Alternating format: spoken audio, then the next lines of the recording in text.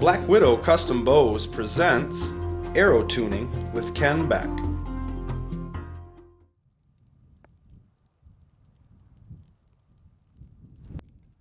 Experienced archer, bow hunter, and Black Widow CEO Ken Beck has helped thousands of shooters by sharing his extensive knowledge of bow and arrow tuning.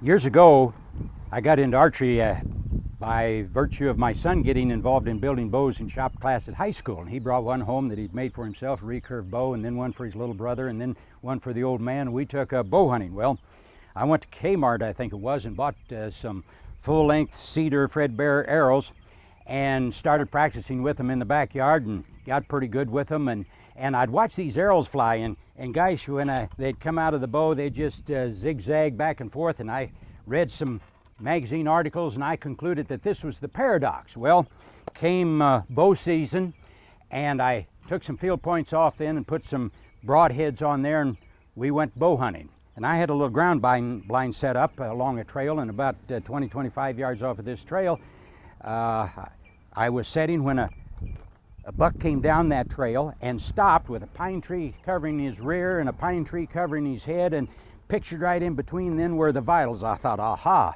So I came back and released and shot, and that arrow went through what I thought was the paradox and hit, kabang, the pine tree on the right. Was that buck fever or what? Well, that next week I decided maybe I ought to shoot some of these broadheads, so I went down to Ozark at Tony Evans's sawmill and shot some field points and shot some broadheads, and sure enough, every broadhead would zigzag and move over to the right and hit about 6 to 8 inches to the right of the field points. That's what got me involved in learning more about arrow flight, and I still am learning, but I know a little bit more than I did way back then. Why is good arrow flight important? Well, you know, if we're just shooting field points, we can have a lot less than perfect arrow flight, and that fletching will correct us so quickly it's not really a problem.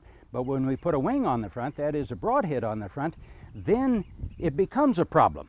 So consequently, we think arrow flight is pretty doggone important. Well, why?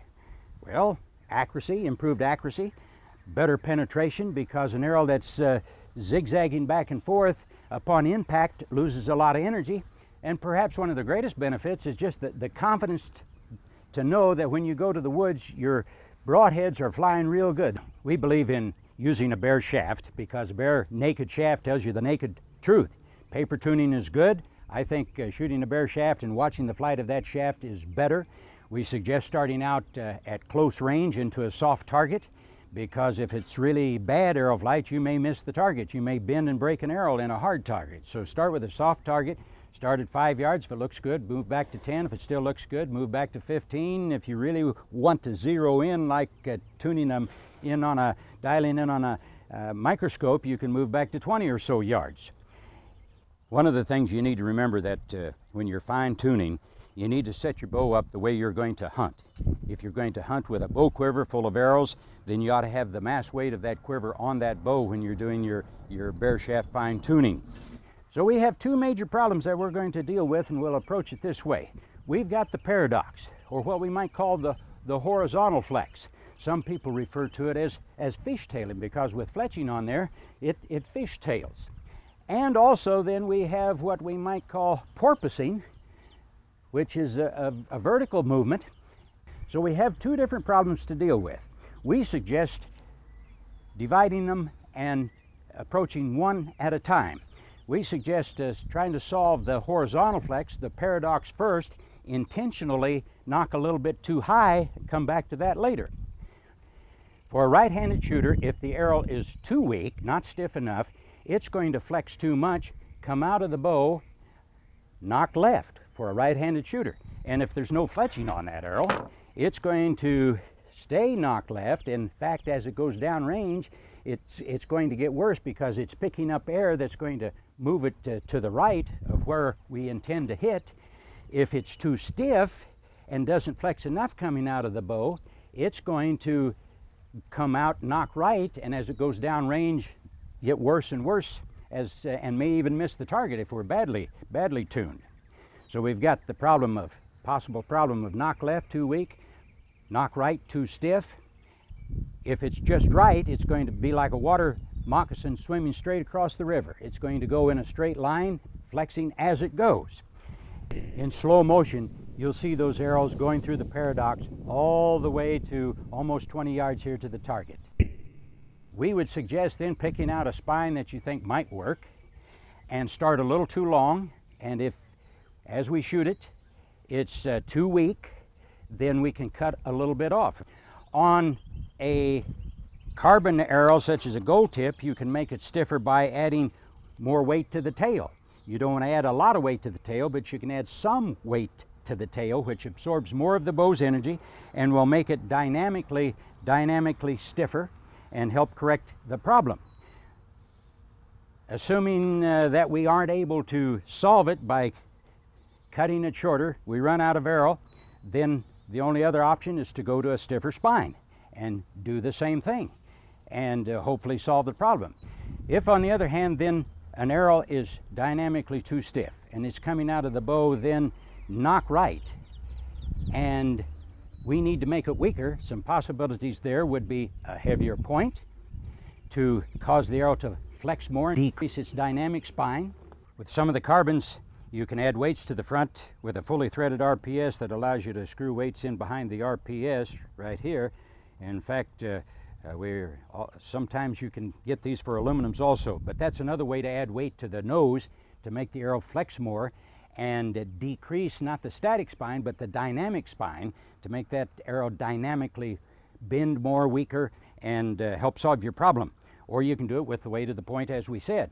There aren't a lot of options there other than to go to either a longer arrow or back down to a lighter spine. Another way to slightly adjust for knock left, knock right is with brace height. And the brace height can affect knock left, knock right by virtue of when the string releases the arrow as the arrow is going through the paradox. I can't speak for everybody else's bow, but for a Black Widow bow, for a right-handed shooter, a lower brace height will give you a little bit more knock right. Now that seems backwards because lower brace height gives you more stored energy and will give you a slightly faster arrow, and yet I'm saying that a lower brace height gives you more, more knock right. And even though it's releasing more energy and a little faster arrow, it's being more than offset by the timing of when the string releases the arrow knock. So lower brace height gives you some knock right, at least on a Black Widow bow, and a higher brace height will give you a little bit more knock left.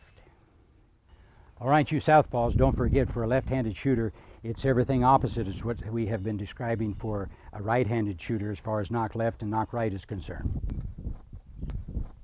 All right, let's assume we've solved our spine problem. We're getting an arrow that's flying reasonably straight most of the time at 15 yards or so, and now we have to and need to solve the knock high, knock low. Well, if I see someone shoot a bare shaft arrow and they get knocked low, my reaction is hallelujah, because I know we can solve that problem. All we have to do is raise the knocking point a little bit and we can solve the problem. On the other hand, if they are getting knock high and shooting off the shelf, I don't know whether we can solve it or not. This is the biggest problem that I've run into in helping people tune over the last 25 years, is solving their knock high problem. If they're shooting off the shelf, here's what happens with some people. Some people induce an excessive amount of vertical flex. Upon release, the arrow does this and goes forward over the shelf. When it gets to the shelf, it's down here, flexed away as it goes through the paradox, slightly flexed away from the bow, hits the outside corner of the shelf, and bounces knock high. Most people can work down and find their sweet spot, but maybe 1 out of 10 people or so induce an excessive amount of vertical flex and cause this shaft to bump the outside corner of the shelf and deflect back knock high. Sometimes, what are the causes of this? Sometimes you can see them at full draw, they come back and they really cock that arrow, and you'll see the arrow bow down in the center before they release.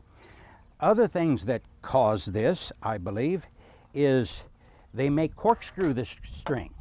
They cant that bow, but they don't cant their string hand, and they're corkscrewing the string, and that can cause a very serious problem with arrow flight. If you're one of those 1 in 10 people that induce an excessive amount of flex in the shaft, vertical flex in the shaft, and can't solve it, you would be wiser to knock slightly high and have that arrow more consistently come out a little bit knock high than you would for it to inconsistently bounce off the shelf knock high. I also believe that a bow with minimum string pinch, string angle, is less likely to create a problem of this arrow bouncing off the shelf than a short bow. Short bow is harder to tune because it's more difficult to have a perfect consistent release every time. Of course, the short bow, we shoot them because we like the handiness and the maneuverability of it, but we also get a lot more string angle and finger pinch. Sometimes we can solve that problem by putting a double knock. I don't have a double knock on this bow. I've got a knock here above and then a serving knock below.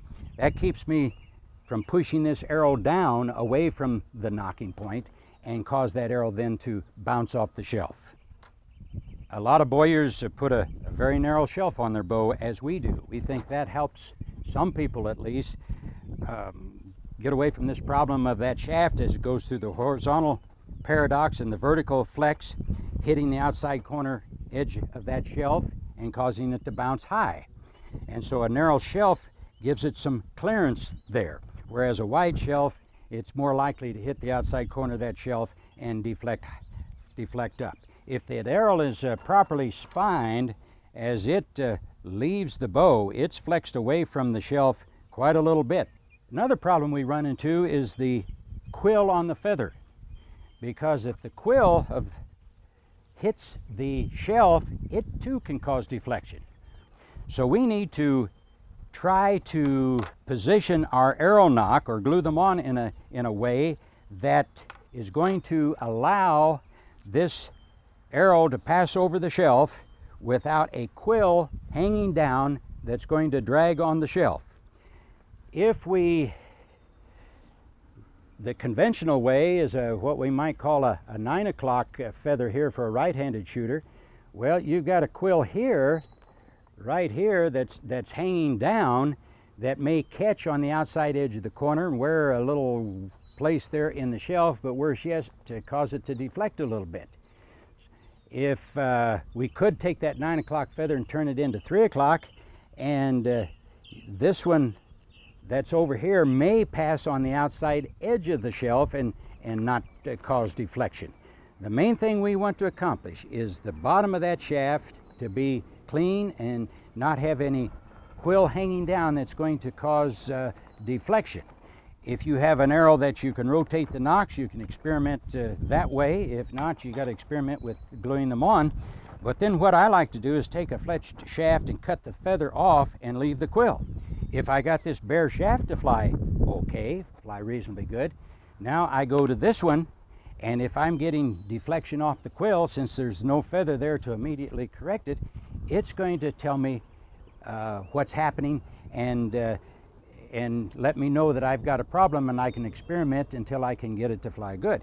If we have a long feather with a real tight helical, some part of that quill is going to hang down.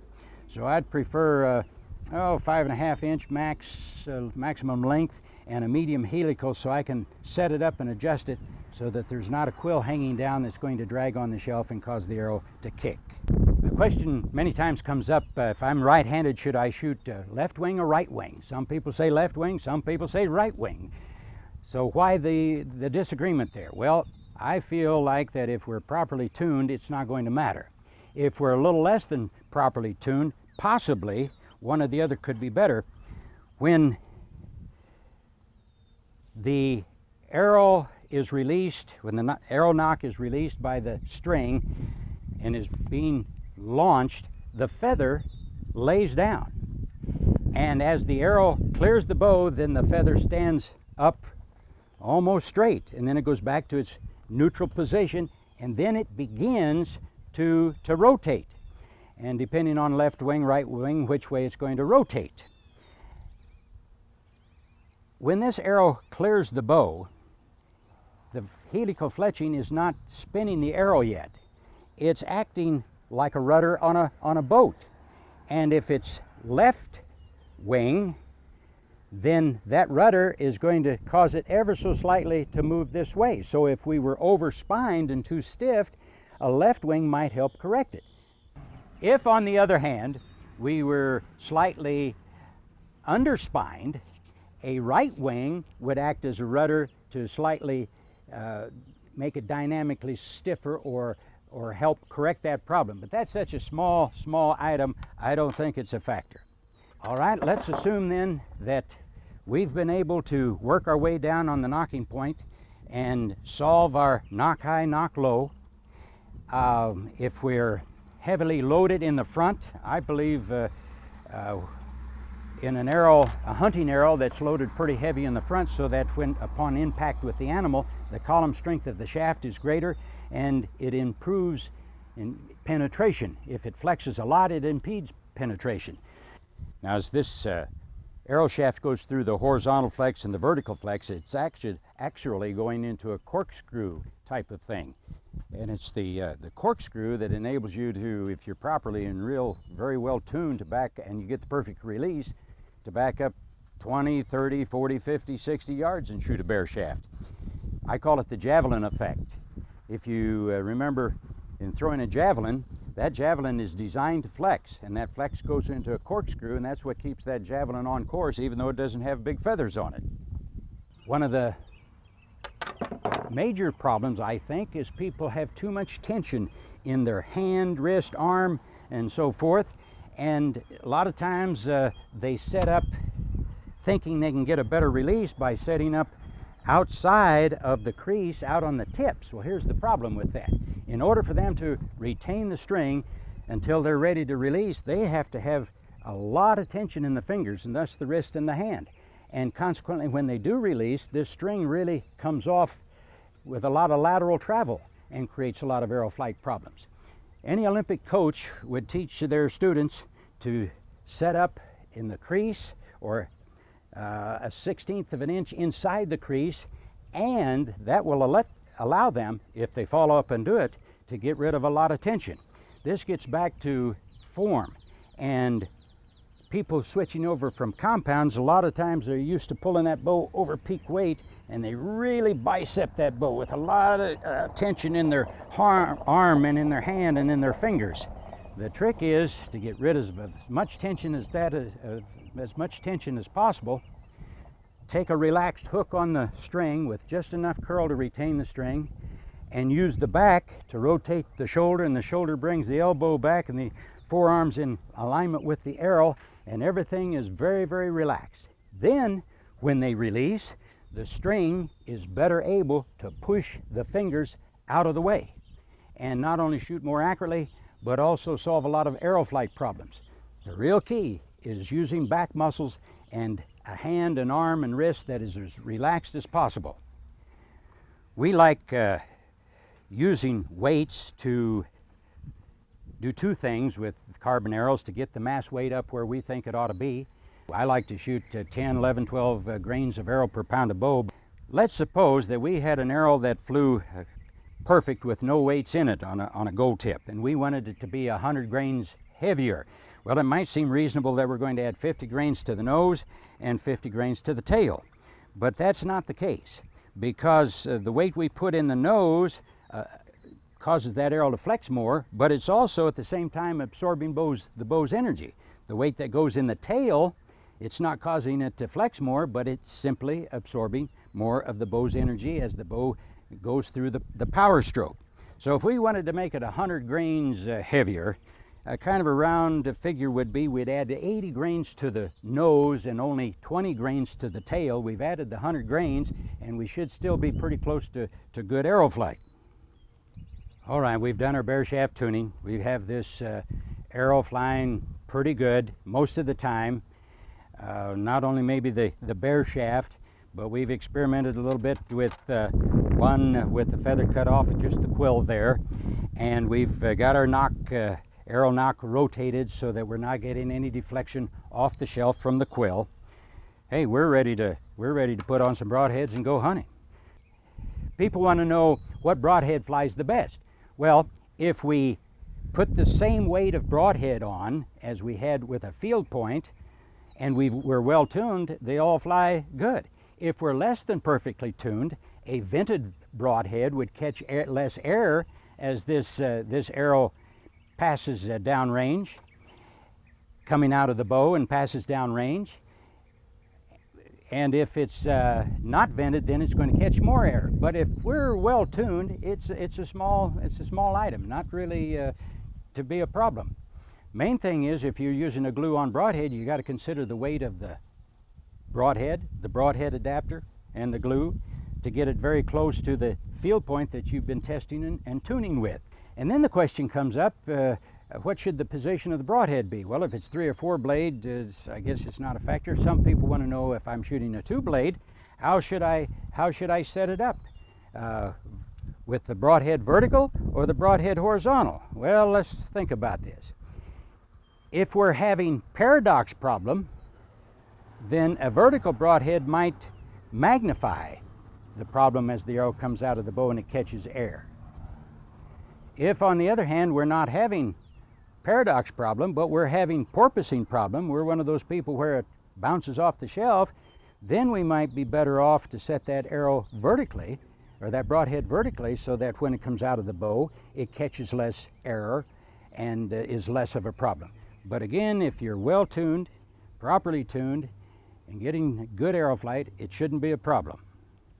When you're in the backyard practicing, I'd suggest having a bare shaft. I call it my coach, because that shaft is going to tell me if I underdraw, I'll get knock right. It's a little too stiff. Or if I overdraw, then I may get knock left. If my knocking point is slipped, it'll tell me. So it becomes a coach for you if you practice with a bare shaft in your practice quiver. A word of caution: do not attempt a bare shaft using a broadhead. Toby's a right-handed shooter. This is an arrow that's too weak, therefore we ought to see knock left.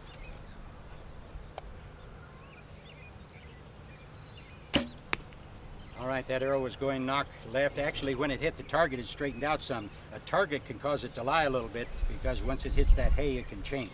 But the position was knock left before it hit it. Here's an arrow that's a little too stiff. For a right-handed shooter, then, we should see knock right. Knock right. This is a shaft that should be about right. If Toby does everything he's supposed to, it ought to fly reasonably straight all the way down there. Oh, dead center.